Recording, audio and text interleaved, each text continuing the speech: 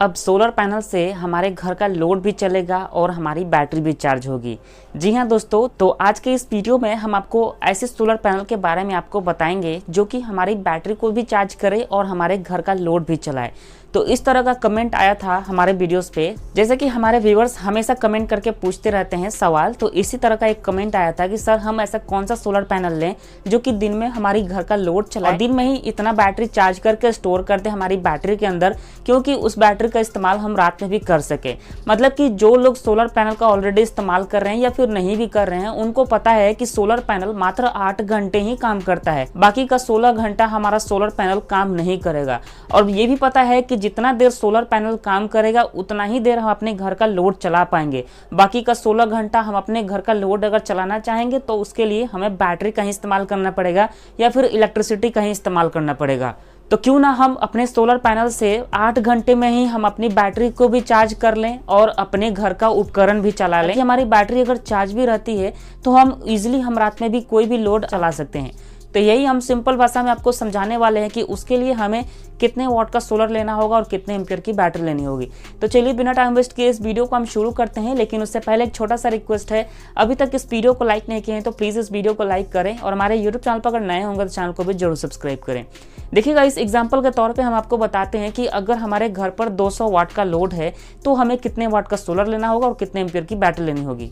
तो सबसे पहले हमें क्या करना होगा, 200 वाट जो है इसमें हमें पावर फैक्टर को भी ऐड कर देना होगा।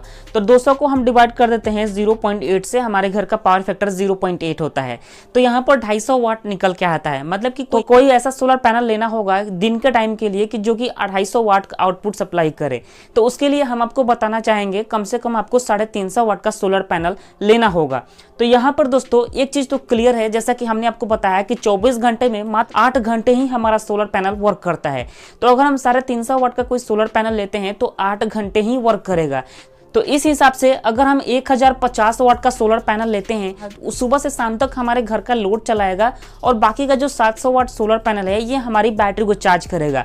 ये सब आपस में ही कनेक्ट रहेंगी, जिससे बहुत ही आसानी से हम अपने घर का लोड भी चला सकेंगे 350 वाट का और आराम से हमारी बैटरी भी चार्ज होती रहेगी। तो उसके लिए हमें सोलर के साथ साथ हमें बैटरी भी बड़ा परचेस करना पड़ेगा। जिससे हमें रिक्वायरमेंट था 350 वाट का ही, लेकिन हम यहाँ पर परचेस कर रहे हैं 1050 वाट का सोलर पैनल, ताकि दिन में ही हमारी बैटरी इतनी चार्ज हो जाए कि रात में भी हमारा काम आसानी से चल जाए। मतलब कि बैटरी से हम अपने सारा उपकरण चला सकेंगे रात के टाइम में भी।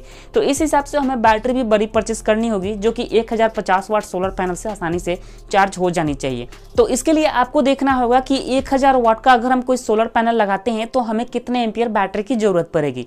तो यहाँ पर हमें कम से कम 150 एम्पियर की 2 सोलर बैटरी की जरूरत पड़ती है। तो इसको अगर आप कैलकुलेशन के थ्रू समझना चाहते हो तो ऑलरेडी हमने वीडियो बनाया हुआ है।